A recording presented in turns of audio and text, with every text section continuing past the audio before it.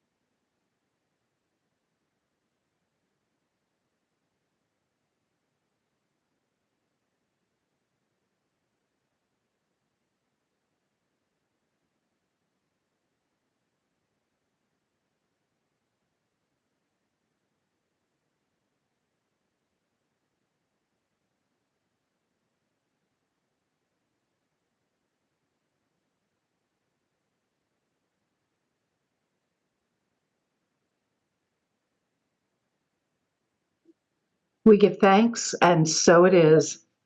Wow. There was a lot of energy around that. That was amazing. What was the experience like for you? Yeah, definitely. Well, first of all, I would say that just trying to stay present in the middle of the daytime for 78 seconds. It seems like, man, that's really not that long. But we live in such a productive world that our brain is like, well, wait a minute, like what, Shouldn't I be doing something now? did Zoom freeze? Is something going on? Like you just want to make sure because like you really don't know how long 78 seconds is, So, but definitely felt a ton of positive energy in that. And I just kept focusing on the love and light. For me, that's my guiding principles and making sure that those values come first. So Oh, beautiful, beautiful. Well, I really felt some intense energy around this. I think there's a lot of people who are really excited to have this experience. And I was focusing on rewarding, nourishing, and fulfilling. Those are the words that were really going through my mind. And I just felt all this energy moving around my body. It was just this throbbing all around my body. It was amazing, really amazing. So that's wow. awesome. Yeah, really cool. Now, you've been at this for a while, Kelly, and I know you're incredibly passionate about it. Why are you so dedicated to helping people wake up and have that big voice, have that big impact, have that experience of truly having it all and owning who they are? Absolutely. So, I mean, for myself, I truly believe it's our birthright, to step into our highest, most authentic, power. But the challenge I would say is that most of us aren't conscious long enough to recognize what that really is. And so my awakening happened 20 years ago. I've been in personal growth and development since. And, as you get into this space and you start, it's like peeling the onion. right? It's just, who am I? You think you figured it out, and the next day you're like, oh, I'm still getting there. And I truly believe that the world is just going to be such a better place the more awakened, conscious humans there are. We're not going to stand for a lot of the atrocious, I would say, decisions or just the way that things are any longer, the more conscious that people are. And the big area for me is just, up-leveling female leadership. Like, there needs to be new rules for it. We're not in that place of equality yet. And I have to own it. I truly believe we're the creator of our own reality. And so it's up to us to step into our power and our authenticity in order to be able to do that. So true. I have to share a quick story with you because it's really profound for me. I was actually in my kitchen a few months ago washing dishes, and I was just musing over why is it sometimes you're working on a project and it all comes together perfectly. It's like serendipitous things happen and it's all easy peasy. And then there's other times when you're working on something and it's just a slog. It doesn't matter what you do, nothing works, and you're just beating your head against a wall. And I was having these thoughts, why does this happen? And I felt and heard this really loud, forceful voice in my body. And it said, when you deny your power is denied to you. When you acknowledge your power is shown to you. You are more powerful than you can imagine. And I immediately dried my hands when it runs down. I'm like, and I realized that often it's in my language. I'll use words that aren't owning my power. I do my best not to use words like want, need, try. Yeah. Those are all wishy-washy words. And if I'm truly owning my power and coming from strength, my voice, like you were saying, big voice, my voice needs to speak my strength. Absolutely. And people hear it. I mean, our level of influence is drastically impacted from what's going on in the inside. And it is an inside out job. Now, there are plenty of successful people out there that are not wide awake and conscious, and they've worked hard to get where they are, but there's such an easier path. There's such an easier path when you truly just embody all of the power that we have. And, the truth is, we live in a very left brain world where people are rewarded for doing. And as we started this, there's also such reward in just being and being connected and being present. And, relationships are at the heart of everything. Still, as far as technology is advanced, without relationship, nothing exists. So it's such an important reminder to all of us that, like, the more powerful we are internally, the easier things are externally.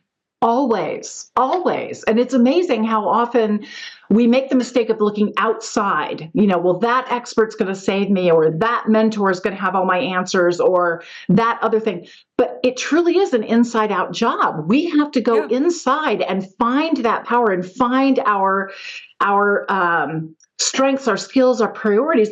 And this really brings up my next question, because here we are talking about owning your power, and the name of the show is The Abundance Journey. Now, I've never had two people define abundance the same way, so I always ask, given the kind of work that you do and the transformation you create with your clients, how would you define abundance? Oh my goodness. Abundance is, just that feeling of absolute freedom, feeling absolutely just enjoy in spite of what anything else outside of you happens. It comes, I feel abundance comes when you're detached from outcomes, when you're trusting of infinite possibilities, when you own the fact that you're the creator of your own reality. And when you think of abundance, it's more than, it's money, it's resources, it's time, it's love, it's nature, it's, it is all of those things all kind of wrapped up into one. So when I really look at abundance and just living an abundant life, it's just,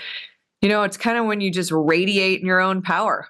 And that you're capable and willing and able to do anything that you desire.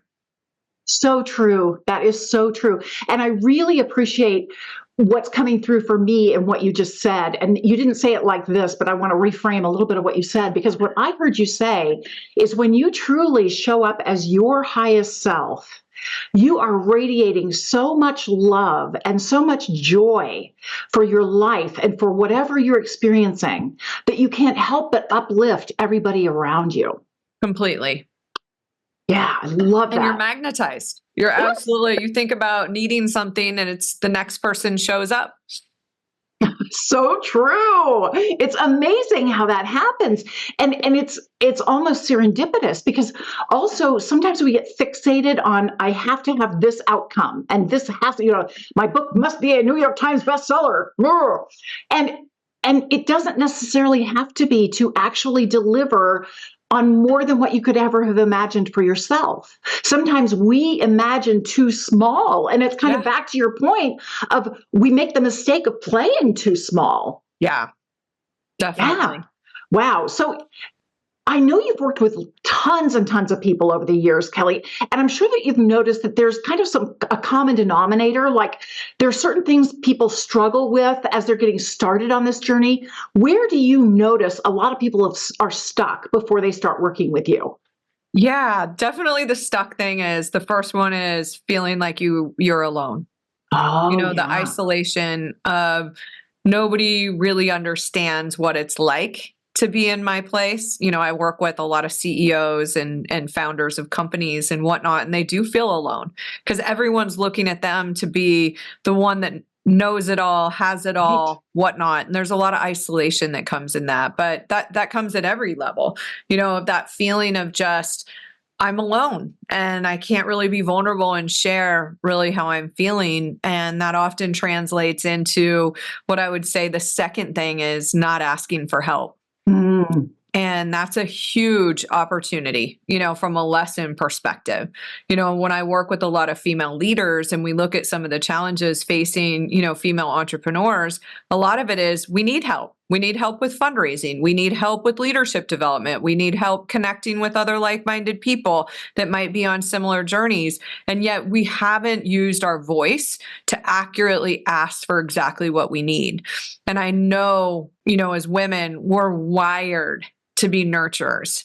We're wired to be givers. We're constantly putting people before ourselves, and that's part of what needs to end. That's one of the major shifts that needs to occur is that we have to put our physical and emotional well-being first. We have to make sure that our purpose is first, so that we do have that ability to be in abundance. Because if you're not, like, what's this all for? Like, why are we working so hard for other people when we're not feeling satisfied or we're not feeling abundant ourselves? Yeah, that is so true. That is so true. It's really important to honor yourself, because it's only when you're coming from your true, full, whole self in your full power that you can actually make a difference. And you bring up something that I think is really key. I love Brene Brown, and I love all the work that she's done on leadership. And she has a really valid point to make. She's like, we really crave close personal relationships. It's something that is most important. And all the things that people say they want, that is the number one most important thing they want. And unfortunately, in order to have those really close relationships, they have to be willing to be vulnerable. Yeah. And being vulnerable is the number one most important thing we do not want, like ever. And especially as women in a workforce, and we're trying to be in a leadership position and we're trying to pretend like we know it all and we've got all the bases covered and everything. It can feel really awkward to ask, but there are ways that you can show up in powerful vulnerability, inviting people to collaborate with you and support you on your journey, and that honors them. So Absolutely. it's not weakness at all. No, it's not. But I think it's a skill. Yeah. Asking for help is a skill because it's not one that we've really been shown most of our life. Again, you're supposed to try to figure things out on your own because that's the powerful way to do it, right? And so Brene makes that great point that people crave it. You have to make it a large intention. So it doesn't just happen. Like, as much as I can tell you that, yes, you're going to meet great parents on your kid's soccer team, and you're going to have great high school friends, and you're going to have all of these people that maybe you work with, really to get those like-minded connections, you're going to need to invest time and money in order to up-level that power of proximity that you have around you, because it's always ever changing exactly what you need help on. And you can't assume that it's going to be right there in front of you. You're going to have to invest some time and energy in it. Yeah, you got to find the right contacts. And I Yes. think that there's a fundamental shift. You were talking about how it's an inside outside job. And I don't know about you, but I've always noticed for my clients to experience the transformation, they have to be willing to change something inside. What have you noticed is the biggest shift your clients have to be willing to make in order to have that breakthrough? Yeah, I think, well, first of all, I think an awakening comes, or a breakthrough comes first when we recognize that we are not our thoughts and we are not our brain. And most Mm-hmm. people don't know that. They've Right. been operating from a place of their brain running them for most of their life. My Mm-hmm. brain ran me until I had my awakening 20 years ago. I was constantly thinking about what everyone else thought, which that's a great indicator. If you're worried a lot, if you're in fear, if you're in comparison, if you're, in shame or guilt or any of those lower level emotions, that's just one of those great things. Once you recognize, like, hey, I'm not waking up feeling fantastic and grateful and going to bed feeling the same way, that's a great indicator. And so the first thing is really recognizing you're not your thoughts, and then developing some strategies and or healing to be able to repair what some of those thoughts might be saying to you. And that is a great place to start, because I think once you do that, you can start recognizing, like, our brain is a really simple machine if you feed it the right information. You and I talked a little bit earlier about just like what you're saying, the words that you use. I mean, in understanding the power of language and how we speak to ourselves and to speak to others, it's listening all the time. It's crafting its own stories. It's trying to connect the dots for you to keep you out of danger. And unfortunately, it also blocks abundance. And so that is one of the greatest things to recognize. It's like, how do I tame my brain so that I can get to the next level and really lead with my heart? Yeah, I want to share a quick story with you, because when I was blessed to have my stroke on New Year's Day 2005, and I got to have a conversation with our higher power, I have never felt so much intense love in my life, unlimited, unconditional, just all encompassing love. I call it like a Niagara Falls of love. Yeah. And it was amazing. So I came out of my stroke with zero damage. Thank you, thank you, thank you. Only proof is the hospital bill, just the way I like it. And I was like, wow, I want more of that unconditional love on tap. I want to be able to turn it on and just bask in that whenever I want. And so I did all this research and all this personal growth stuff. And I'm like, okay, how do I do this? And everything said, you just have to allow. You have to allow the divine guidance to come in. You have to allow yourself to receive. And I was allowing my little heart out. And yeah, every once in a while, something would come through and always felt really great, but it was a whole lot closer to a leaky watering can than Niagara Falls. And so finally, one morning, I'd done my meditation and I was sitting there journaling, and I was a little chapped. I'm like, why isn't this allowing thing working for me?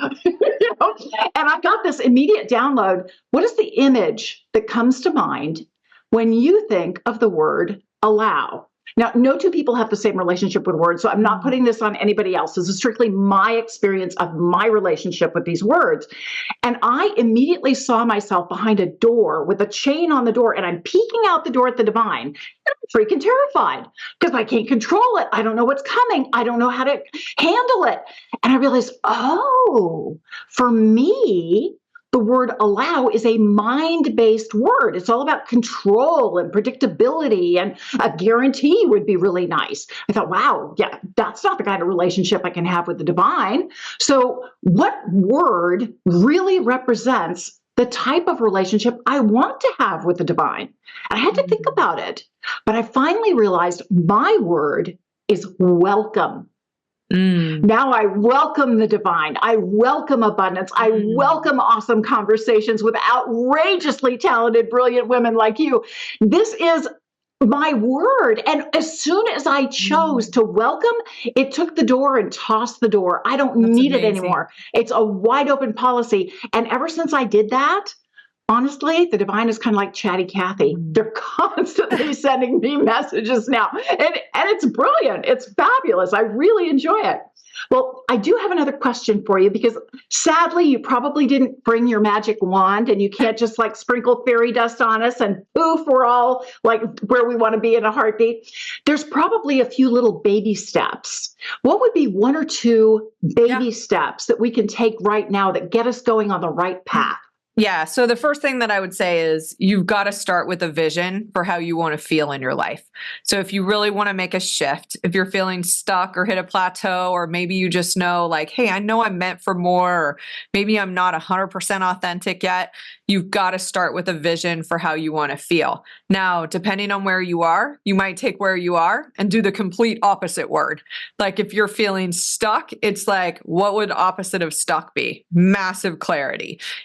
What would, if you're feeling overwhelmed, like what would be the complete opposite of that? So you can play with it that way.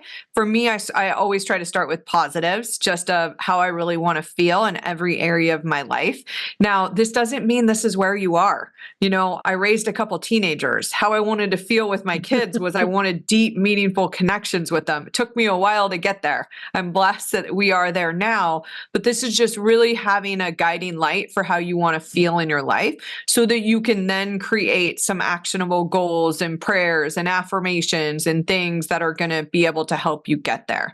So that's the first step. We live in a very left brain world. Most people are more centered around being productive and achieving certain things. Yes, those can be important, but if you start with how you want to feel, you can let go of having to worry about that. Everything opens for you. And it's just, I'm going to use the word magic because I truly feel like it's magical once you start focusing on how you want to feel. And sometimes you have to let go of things in order to be able to do that. I've had a major career transition in my life 13 years ago where people were questioning me back then. And now they're not questioning me so much. But it was just a matter of like, in order to serve my higher purpose and make a bigger impact in the world, I had to let go of that certainty and other things too. And then the next step after that is you truly have to question the beliefs that you have. Do the beliefs you have support how you want to feel? Now, I'm a big advocate for hitting Control Alt Delete on everything that you believe and rebuilding a belief system that supports abundance. Like, as much as, keep your political views, keep your religious views, do whatever you want. But when you get too attached to things, that's where a lot of times we can get off base a little bit. So, I really, I coach to an abundance mindset. I practice an abundance mindset. And I truly believe, an abundance mindset is something that you do every day. It's how you show up. It's the outlook that you have in every experience that you move through. And so really being able to build this abundance mindset around how you want to feel is going to be supportive. And I'll tell you what holds most people back is they're really in scarcity and victim mode. Yeah. And when you are, you're never going to feel abundant. You just aren't. You can't be a victim and be in joy simultaneously. You got to pick which one do you want. No more blaming, no more shaming, like even yourself. If it happened, it was divine. What can I do to move forward? This is the lesson I needed to learn in this life.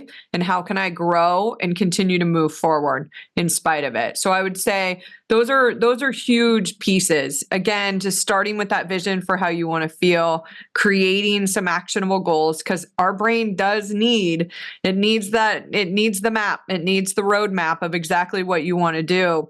And then ensuring that you have the mindset to be able to support how you want to feel. And then the last one, which we started our conversation about, is really being in tune with your energy, is understanding that you've got to create the energy needed in order to feel how you want. Don't assume that you just woke up with it. You should be in creation mode, like creating energy, not just doing and exhausting all your energy, but leaving that space and time in order to really be connected and present so that you can generate more energy for yourself. Oh man, so many brilliant tips. I love this. Oh man.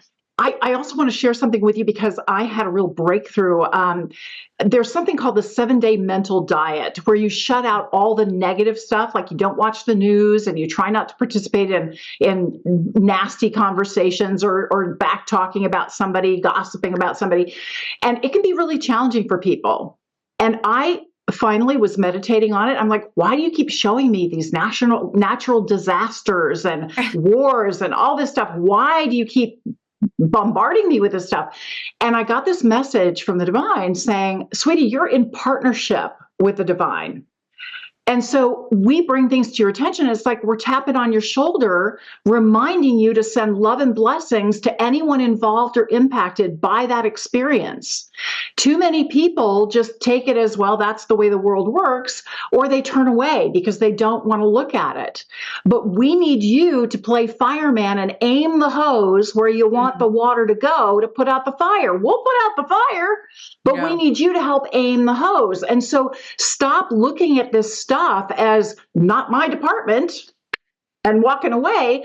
Yeah, you're in partnership and you get to step up and own your part of the job. So that was a huge breakthrough for me. Yeah, absolutely. You don't have to take everything personally. Yeah. It's not so much about you, it is through you and how you're willing to show up in the moment.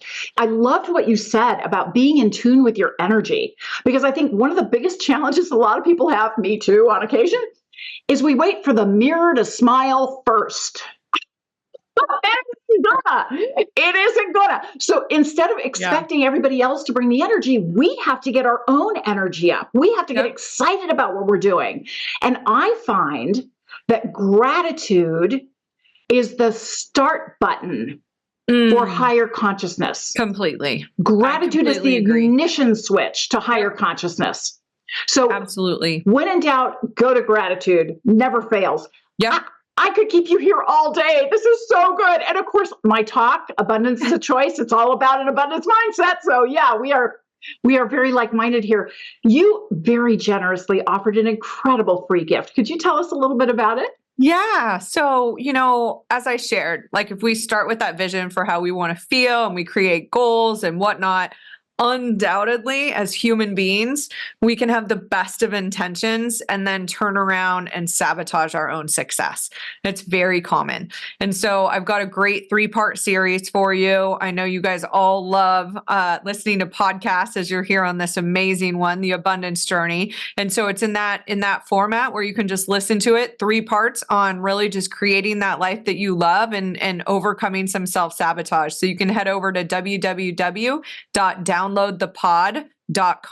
And the reason why it's called that, within the Go Abundance Mastermind community, we do put you into a pod with 3 to 5 other amazing, like-minded, ambitious women that are there to support you and your growth and have a safe space to celebrate as well. So that's really just, from the bottom of my heart, I will tell you, if you can figure out some of those top ways that you might sabotage yourself and create a system around, overcoming them, it's life-changing. And I know for me, I'm a recovering perfectionist, and I had to systemize how to kind of go through that process because I was constantly like, should I, shouldn't I? This isn't at that level. And then I'm like, all right, I'll show up, figure it out. If I mess up, I mess up, and it's all good. Yeah, you gave yourself some creative space. Absolutely. That's pretty awesome. And we're so hard on ourselves. I mean, I'll just share like my own, right? Being a perfectionist. Just did this. I did an abundance mindset talk last Friday, and it was at an amazing event in Dollywood. And I knew John Maxwell was speaking after me. He was actually in the audience and taking notes, taking pictures of my presentation. And I'm sitting there and I'm like hard on myself, right? After I got done, I was like, oh man, I was this, I was that. He asked to speak with me and basically said, hey, I just wanted to let you know that was the best abundance mindset presentation I've ever heard. And yet I'm being hard on myself, right? Here's the biggest coach in the world, and I'm being hard on myself. Like, we have to recognize that voice that's deep within us is not our highest, most authentic self. It's just part of that self-protection plan that came with our brain. I don't like it. I just accept it. I honor it and say thank you, but no thank you. I'm going to stick with, I did an amazing job today. If it doesn't sound like love, it's not your higher self. Absolutely. It's your human self who's very insecure and operating from fear. Yeah. So always listen to the voice of love. Always, always. Now, one of the things that we do, we always turn the tables here on our guests at the Abundance Journey, because we know that when we give is when we truly receive the most. So what can we do to support you? Oh, thank you so much. I mean, on my journey right now, I really want to up-level female leadership. The numbers, whether it's the number of female leaders there are, whether it's, the amount of funding that goes to female founders, like there's just so many different aspects that I feel like we need to up-level. So the greatest gift that you can give me is connect with me. Let me help you a little bit. I'm always happy to have a conversation with you as well. You can do that. Just go to that same site that I mentioned earlier, but just be your best self every day and try to ask for help. So if there's something you can do for me, it's just ask for help more. Yeah, that's makes so the world important. A better place. And I'll make sure that all your contact information and the link to your free gift is in the show notes. Awesome. So everybody can connect with you on social media too. Great. And that's another way that we can support you, Kelly. Thank you so much for joining me today. But I got to tell you, you've given me a bit of a challenge because I think I've got 4 pages of notes. Oh my goodness. And I have to come up with just only one out of all these things that you just shared with us to do the Activate Abundance segment around. I'm not complaining. Awesome. This is a really lovely problem to have. So thank you very much for that. Thank you, Elaine. And this has been an amazing honor being here with you today. Oh, this is great. Okay, stick around because we're going to activate abundance in just a moment.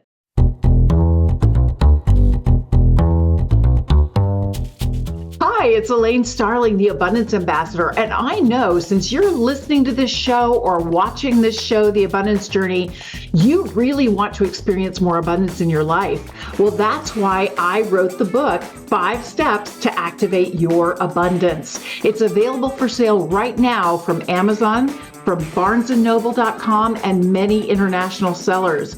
And I want you to pick up a copy because I'm really opening the kimono here and sharing all of the information you need to experience abundance in every single aspect of your life. The book's divided into 3 parts. Part 1 is called Meeting the Divine. This is where I share my near-death experience and the conversation I got to have with our higher power during my stroke. In Part 2, Messages from the Divine, I share the best practices that I was given, the secret sauce in how life actually works. And so you understand really why you're here and how you can make the most of your life so you love every single moment. And then in the Part 3 is Partnering with the Divine. That's where I go into each of the 5 steps to activate your abundance and explain exactly why it works so well. So take a moment to pick up a copy. It's available as an ebook, a paperback book, an audiobook, and a video course. So however you like to absorb information, abundance is waiting for you.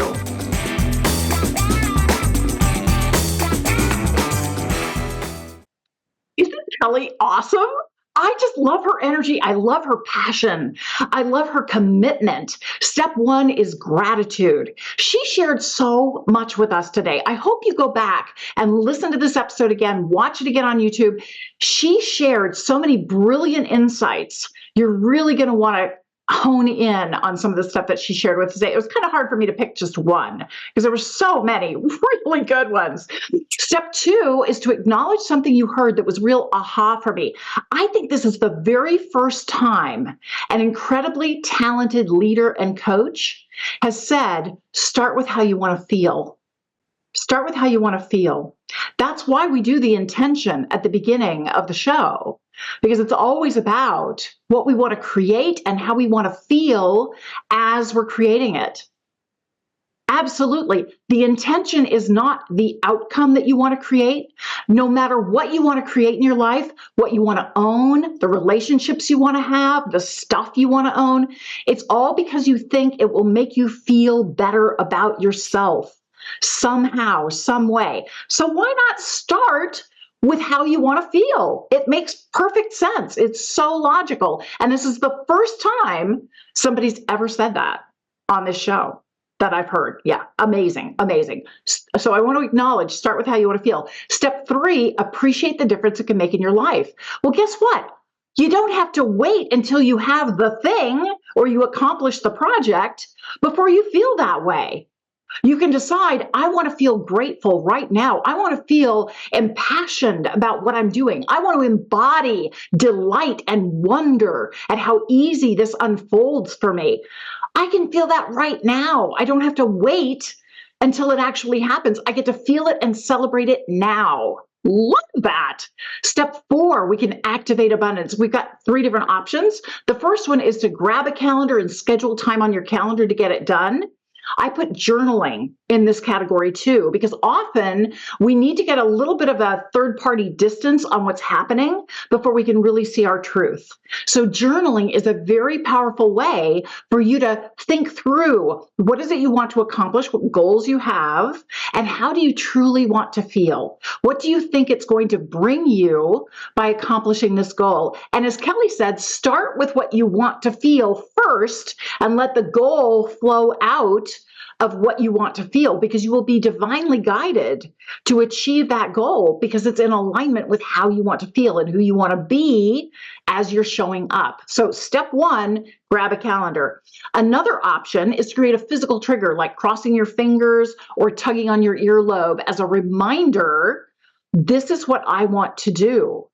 I want to be really present to how I'm feeling right now. So before I enter any meeting, I'm going to cross my fingers and I'm going to anchor in how I feel now before the meeting. I feel confident. I feel poised. I feel excited. I feel grateful. I'm enthusiastic and passionate about what we are co-creating together. Yay, this is going to be a blast. I can do that and I can get myself in that energy. So that's how I show up in the meeting. The third option is to declare what you're going to do. And it really helps to declare to an accountability buddy, somebody who's familiar with you so they can kind of catch you when they see that you're not necessarily showing up. Or maybe you're using words that don't emphasize the feeling that you're creating, that you are embodying in everything that you're doing. That can be a really powerful way to do it. I got to tell you, I'm so committed to this vision that Kelly shared with us. I'm doing all 3. All 3. It's that important to me to start with how I want to feel, start with my intention, and then flow from there. Doesn't mean I'm not going to sit on the couch and eat bonbons. No, I'm going to be in action. I'm going to be getting things done. And it's always from that standpoint of, this is how I want to feel, and this is what I want to create in the world, and it flows from there. Step 5, celebrate your progress. Isn't this amazing? It's fun, it's creative, it's innovative, it's collaborative, because you're inviting the people in your life to play with you. You are embodying that feeling that you want to have. And they get to come along for the ride and participate. And yes, there will be times that are challenging. Absolutely. We live in a world of duality. As soon as you commit to love, the opposite shows up. Why? Because you got to recommit. You have to continually recommit. This is how I want to feel. This is who I want to be. This is how it's going to work for me. And the more you commit to who you are being, the more life unfolds with beauty and majesty and abundance beyond imagining. That's my vision for you. Thank you so much for joining me today. I'll see you next time for the Abundance Journey. You've been listening to the Abundance Journey Show with Elaine Starling. Visit theabundancejourney.com/podcast gifts to access today's gift, as well as gifts from our other guests. Tune in every week to activate abundance in your life and business. If something resonated with you, please share it with your friends so they can benefit too. Keep activating abundance, and we'll see you in the next episode.